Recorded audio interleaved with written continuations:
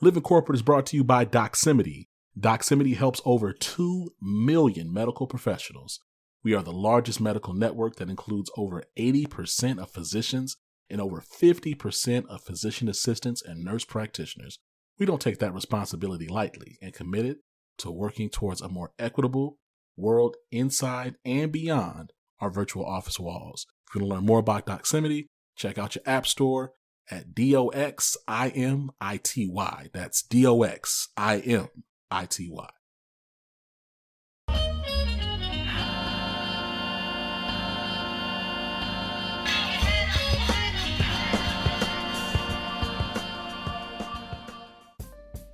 What's up, y'all? This is Zach with Living Corporate.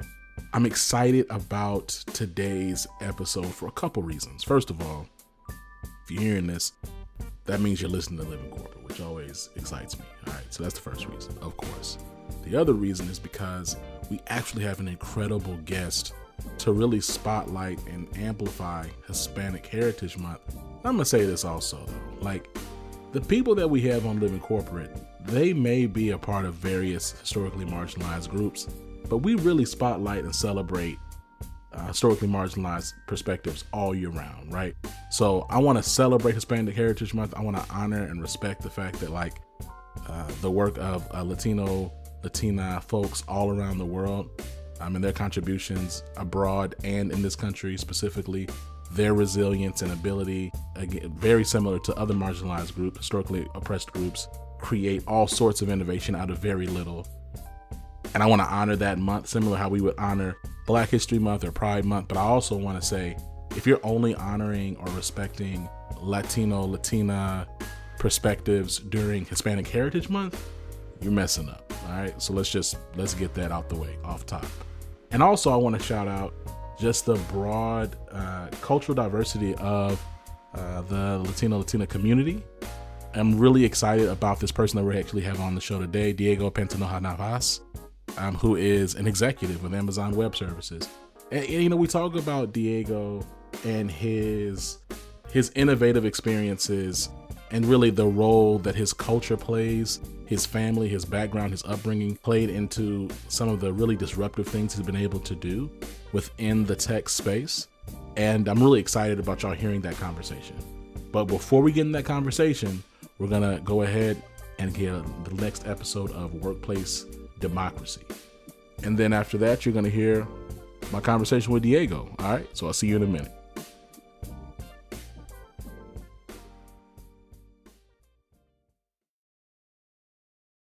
This episode of Living Corporate is brought to you by Blind. Blind is a trusted community of more than 5 million verified professionals. On Blind, professionals connect and have honest discussions about salaries and what it's really like to work at or interview with a company. You can also join your private company channel to have a candid and safe conversation with your coworkers about what's really going on. And because it's anonymous, you can be honest and trust what you read. Check out teamblind.com to get the latest insights and the answers to your workplace questions. When you're building a culture of belonging, every word counts. That's why Textio brings the world's most advanced language insights into your hiring and employer brand content. Our industry-leading approach to artificial intelligence and machine learning provides the tools needed to find more diverse candidates. In short, Textio builds more equitable workspaces, guiding businesses and writing more inclusive job posts. And we're building on that success by bringing even more products to the market for all people who share our belief that language matters. Words have power, and at Textio, we harness that power to increase the access and availability of value-driven work for everyone.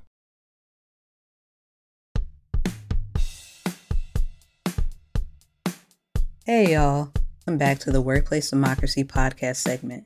Thanks for tuning in again to the podcast segment that informs you about strategies to protect your rights as a professional employee. In the first episode, we talked about what the Equal Employment Opportunity Commission, EEOC, is. In this episode, I'll explain the process to file a charge with the EEOC. And if you didn't listen to the first episode, I hope you'll go back and listen. But to reintroduce myself, my name is Tyra Robinson, and I'm an attorney licensed to practice in the state of Maryland. I'm passionate about letting folks know about their rights and how to protect them so that knowledge can be used to make workplaces more equitable and more of a democracy for those who power those workplaces.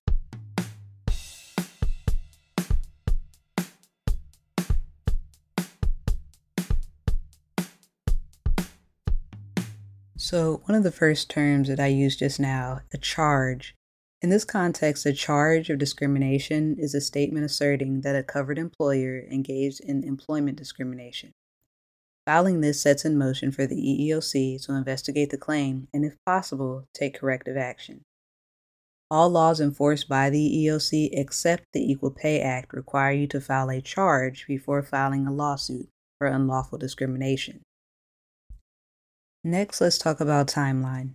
In general, you have 180 calendar days from the day that the last act of discrimination took place to file a charge. You have 300 days if there's a state or local agency that also enforces a similar law that prohibits the same type of discrimination in employment. Here's where it can get somewhat complicated. If you have a situation where you're being harassed at work, unless the harassment is ongoing, there's a separate time clock for each distinct discriminatory event. So, for example, 180 days or 300 days from the discriminatory act number 1, and a separate countdown of 180 days or 300 days from discriminatory act number 2. So as a rule of thumb, it's best to act as soon as possible. If you think you have a claim, you're ready to file your charge, where do you want to go and do that? You want to do that online using the EEOC public portal, where you can submit an inquiry which starts the process of a charge. You can also locate and contact an EEOC field office that's located nearest to you to file a charge with them. Now that we've discussed a few steps already, you might be starting to wonder, how long might this process take after I file a charge?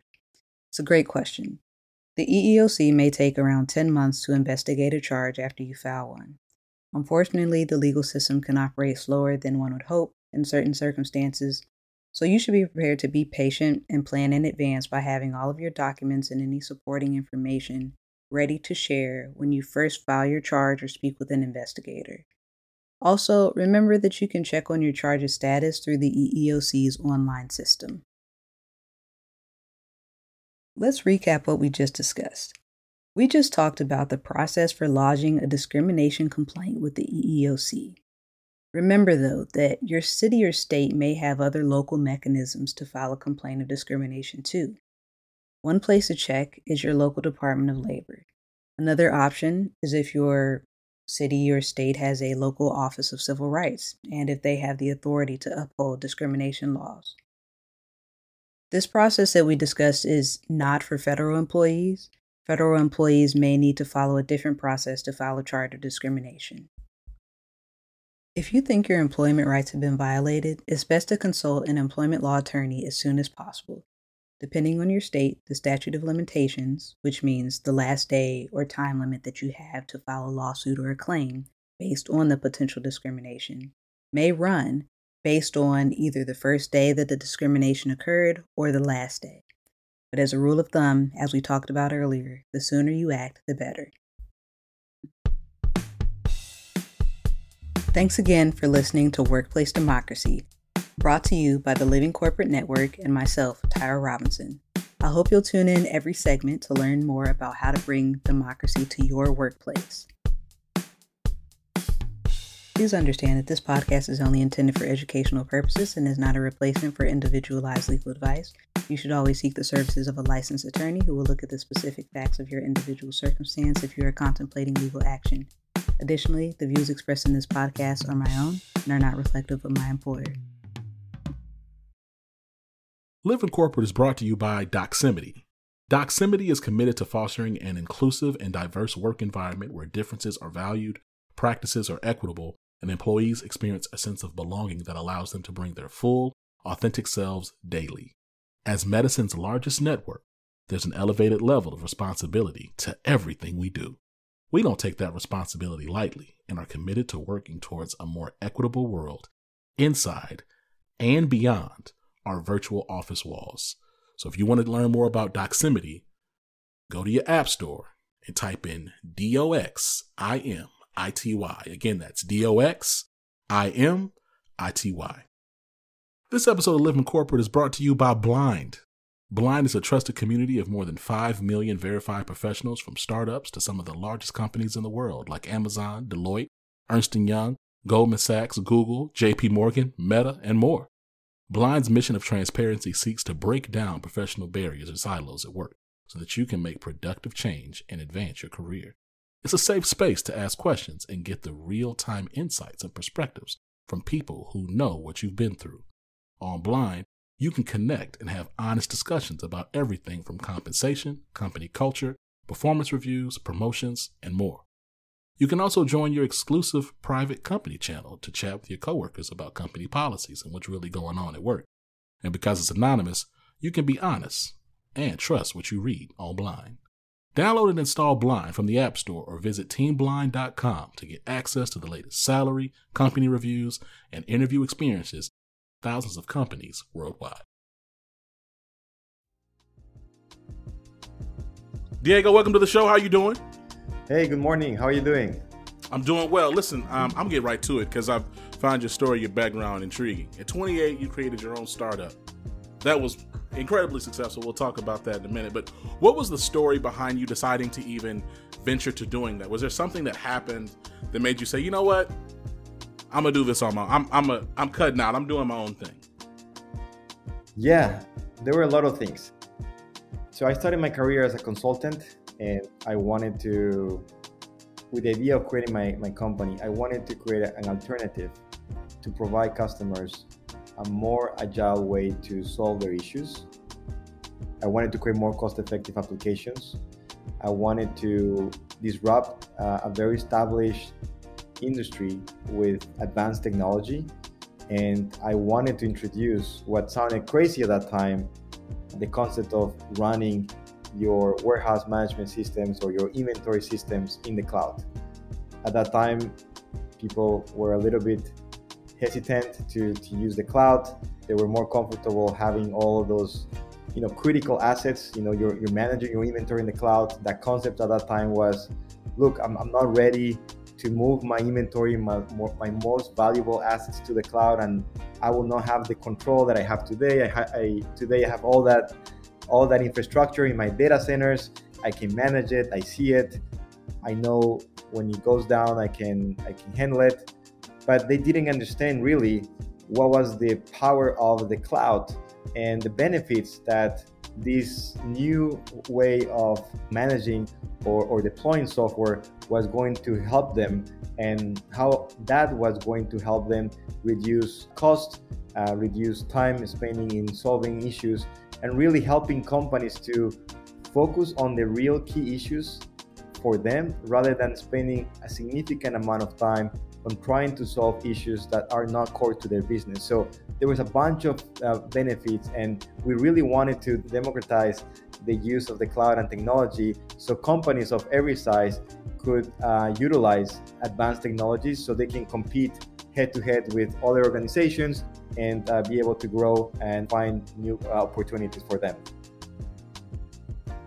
It's interesting, Diego, so often for Black and brown professionals, we have to navigate and deal with like the typical workplace politics and really like the compounded pressures of being one of the only people of our backgrounds at work.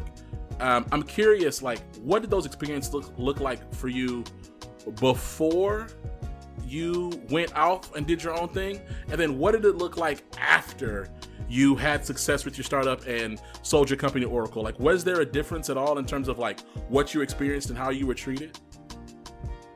Look, I'm going to say that there was definitely a before and after, okay? I think the before was more about, do you have any proven points that the ideas or concepts or projects or innovations that you want to bring into an industry like supply chain were going to be effective, correct? There was a lot of, I think that earned trust factor there that I didn't have. And of course, also I'm Latino, so I'm not saying that is good or bad, what I'm saying, but there's also another factor of, hey, have you seen that? Have you done this here in this market? Have you been able to create these ideas and work with more established US companies? So we had to do more work than it required. There were more proven points that we needed to give. I think there was more people at the beginning. Either we didn't make it to the cut to the final 3 vendors that the people wanted to work with, or if we were in those 3 last vendors that we're evaluating, we needed to do more proof points because we didn't have the history or the proof points to show. After the event, after we were able to get acquired by Oracle, and we were able to prove that we had a really great product that helped many companies around the globe, then of course that earned trust really became less of an issue, and I could see that our ideas or the initiatives that we want to do or others have been taken more seriously and with less scrutiny than what we experienced before our acquisition. So let me ask you this. You talked a little earlier, the very first question I asked around the trigger, you were talking about different ways to really democratize information, leveraging the cloud, and just creating more accessibility across the board. I read a little bit of some of your bio and just other information about you, about how disruptive your ideas were. You just now also talked about the scrutiny that you faced and having multiple proof points. May I ask, what advice would you have for Black and brown innovators who often do face a higher threshold to achieve trust compared to perhaps their white counterparts? How did you navigate and manage that, and what advice would you give to other Black and brown innovators who kind of face the same challenges? I will say stay very close to your ideas, and it's very easy. I think this is a great question. I love it. During that process, when we were building our company and growing, we have an enormous amount of pressures, not only from the competition, because they were trying to, in a way, prevent us from being successful because they knew these new products or our approach into the market was going to be very different because the way how we were handling it. And we stayed very true to what we wanted to do. We stayed very true to our goals and objectives. And I think the success that we had is that we were able to eliminate obstacles and distractions to the core of our business, to the core of what we wanted to achieve. And we also found early in the process that in our evaluation process in terms of who we wanted to work to, because to your point also it started to become, okay, who do we want to work with? Who is really eager to or open to work with new company, new leaders, different backgrounds. And at the same time, instead of us trying to always sometimes hit the same type of companies with the same profile, we were very smart to say, you know what, that company and that other company, their internal culture is more aligned, is more open for diversity and inclusion, and is more open to work with other ideas and other businesses or other leaders that can help them. So it was also a very critical area of our success was for us to have a very repetitive model and process that will help us find the companies that were more aligned to our culture and to who we were and who we wanted to be, because we never stopped believing in terms of who we wanted to be. And that's why we were very focused on our goals. And that's how we were able to achieve what we did, is because those distractions, we treat them as distractions without having us to move our business plan to our model in terms of what we wanted to achieve. I actually want to get to the role that you're in today. You're the VP of new products on Amazon Web Services business application team. So first of all, it sounds like a very sexy title. Okay. What does it mean practically day to day? First, it's a very humbling job. I have the opportunity to work with so many leaders and so many builders that bring so much to the table in terms of their experiences, their knowledge, their guidance, that I feel like I'm learning every day. It's a very, very enriched experience, and I'm enjoying it, every piece of it, every moment of it. Here at AWS, the responsibility that you have to be customer obsessed, the responsibility to react to the market with innovation, to be able to dive deep in terms of how you can invent and simplify areas that are complex problems that the world is facing, and you want to come with ideas that are new and innovative. It's very challenging, correct? And that's the exciting part about the job, is that every day we face a new challenge, and every day we are using and leveraging our cloud infrastructure, our SDKs, our primitives, and all the other solutions that we have in-house to be able to package and build the right solution, the right application for our customer needs. And you need to think in a big scale. Like we love to say at Amazon, we think big. We really drive these very challenging North Star plans, but at the same time, we're very successful because we know how we are going to break those North Stars visions that we have and make it in a way that we can get quick wins for our customers and for our teams, so we can continue iterating, making them better, being frugal in terms of the investments that we do, and at the same time, motivate our resources. And also one of the biggest areas that we do, which is invest in hiring and developing the best resources in the market, is something that we enjoy doing every day. So it's the combination of all those 16 leadership principles that we have in the company that are not only words that are staying in a paper, are things that we really truly believe, and we work and execute them on a daily basis. You know, you've been in the role now for about a year. Like, as you look back at your first year, what are you most proud about? And then as you think about this next year, let's think about like 2023, what are you most excited about? I'm very excited that since coming here, I have had the opportunity to dive deep in terms of all the experiences and knowledge that I have in building enterprise business applications, and being able to create a very crisp vision in terms of where we want to go as a business, set the foundational blocks that are going to allow us to not only think about what we're going to do in 2022 and beyond. I'm very proud that we've been able to hire and really develop great resources, both from internal AWS teams, Amazon teams, and external teams that came, external resources that came to join us, that we have been able to expand into very key areas of the country. Our team expanded into Atlanta because we wanted to diversify our team. We wanted to have different and provide different opportunities. And, I graduated from Georgia Tech. I spent a lot of time in Atlanta. I love that city. And not only I love it, but there's so many potential on hiring a very diversified workforce of engineers and others. We went to Miami too with the same approach. Let's go and try to build a more diversified workforce, because I believe that diversification and inclusion will make us more stronger as a team. We did the same in Austin. So we created a very strong team in those cities, and right now we can see the results. And to finalize, I'm very proud that we have seen our team work in a very unified way and being able to find solutions to very complex issues every day. And that's the result of great leaders, great builders that we have within our organization. That's something that I'm very excited and proud of. Speaking of pride, I'm curious, what role does your own family history and culture play into how you show up in your day-to-day work?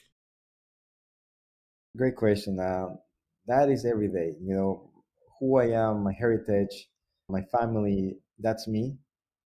I take that with a lot of responsibility. I work with a lot of people. I'm always exposed to customers. I'm always exposed to different, and not only about work, but also in the day-to-day life, correct? So I do believe that who I am, how I behave, what I portrayed, especially knowing that, I'm a Latino that came to this country and, have been able to grow and be blessed with a successful career.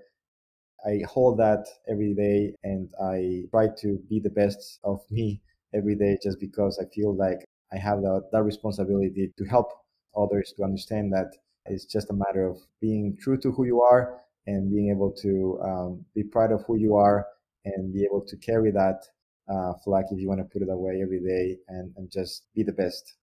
That's what I try to do. I try to be the best dad. I try to be the best coworker. I try to be the best friend. And, I fail a lot every day, believe me, 100 times, but I try to, at the same time, stand up and say, okay, let me learn from those lessons let me get that feedback also from people that I work with or my own family. And let me regroup and make sure that the next step will be better than the previous before. There you go. This has been a phenomenal conversation. I feel like we could go on and on forever, but I have one big question for you. So you are a Latino man. You're a brown man in a very white space in tech, and you're an innovative person. And something I've shared with a couple of people of various backgrounds is that it's hard to find. I think it's actually impossible. I'll actually say I think it's impossible to find someone of an historically marginalized background who is innovative and disruptive and is liked by everybody. I think that innovation creates tension and frustration. I think that's part of just the work. That doesn't mean that you're being a jerk, to be clear, but I'm saying you're not going to just be liked by everybody because you're innovating. You're going to ruffle feathers. I would imagine you more than others would appreciate the principle of sponsoring talent and providing air cover and not just telling talent, not just advising talent, but really giving them sponsorship. Talk to me about how you sponsor talent at AWS and what that means for you. Great point. It means a lot. And the responsibility to be able to sponsor that talent is something that I take very seriously. And to your point, being a successful leader in an industry like the tech industry, you need to have the right mindset, okay? What I spend a lot of time is in helping these young leaders that one thing is to have hard skills. You can be very good on building software. You can be really good with understanding technology, core technology components. And that's great. That's half of the battle, if you want to put it away. But there's an emotional IQ that you also need to harvest and train and take it to the next level. Okay.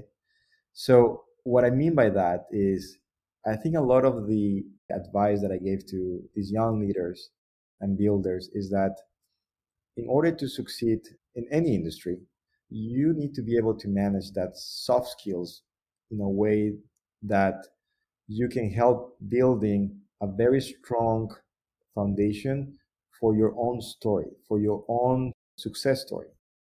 And what I mean by that, not in a selfish way, but I'm saying some people, because of their backgrounds, because of the bad experiences they might have had in the past, they're not open their hearts or their minds to have better conversations, to have better relationships. Sometimes they're just focused on the bad rather than focusing on the good or the potential good that they can find by being more open and working with different people. So my main first recommendation to everybody is you gotta forget all that. And I know it's hard and it's easy to say than done, but in order to be successful and in order to be a leader, you need to be able to bring the best out of you and help others bring the best out of them, regardless of any experience, good or bad, that you have had in the past, and be able to just focus on what is important and show them your skills, your hard skills, and don't make your soft skills be an inhibitor of your hard skills because you're not open or you're not able to collaborate with others in a better way. I love it. Diego, this has been a phenomenal conversation, man. Hey, thank you. Yeah, thanks for coming through. I know you got a lot of stuff going on, and we'll talk to you soon. Hey, thank you so much. I'm really thankful. I appreciate your time. Thank you very much for having me here, and looking forward to having other conversations with you in the future. Awesome. Peace.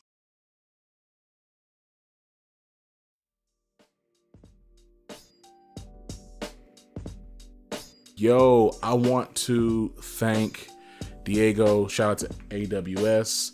Appreciate y'all working with Living Corporate. Phenomenal conversation. Listen, I want to make sure that folks also really appreciate something that Diego said about how to honor the reality of your history and your experiences while at the same time not letting those experiences define how you interpret every other situation that you're ever going to get into, right? I think about, listen, I've been harmed a variety of different ways by folks that do not look like me. And I have to be wise, and like it'd be foolish to act as if those things never happened. But at the same time, carrying that anger can be self-destructive, right? Carrying that and letting it color every future interaction you have can be harmful to you, irrespective of how logical or reasonable it feels to do that. And again, I'm not telling you that your pain or your frustrations or your past traumas are not real or not valid, because they are. I would hope and encourage everybody to go to therapy, talk to somebody through your challenges, through your frustrations, so that those things, not for the sake of the person that harmed you, but for your own success and growth. All right. Kind of a serious message to end on, but it's real. And I was really appreciative of Diego speaking on that as we were wrapping up the conversation.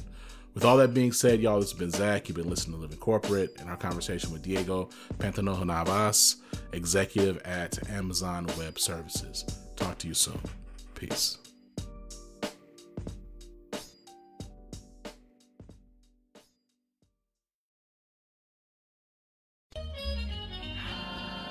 Living Corporate is a podcast by Living Corporate LLC. Our logo was designed by David Dawkins. Our theme music was produced by Ken Brown. Additional music production by Antoine Franklin for Musical Elevation. Post-production is handled by Jeremy Jackson. Got a topic suggestion? Email us at livingcorporatepodcast@gmail.com. You can find us online on Twitter, Facebook, Instagram, and living-corporate.com. Thanks for listening. Stay tuned. Living Corporate is brought to you by Textio. Today's top talent is everywhere, representing everyone. And our work environment should reflect the level of inclusion to meet that standard. Textio achieves this in building more equitable company cultures through the language we use in our job postings. That culture is formed one hire at a time, making the words we use to reach more diverse candidates all the more important. Our advanced language insights and employer brand content is what drives our mission of inclusion. Through our industry-leading application of artificial intelligence and machine learning, we're able to widen companies' reach in finding and building upon the very diverse talent that empowers a culture of belonging. Every door should be open to every qualified job seeker. Again, that's Textio.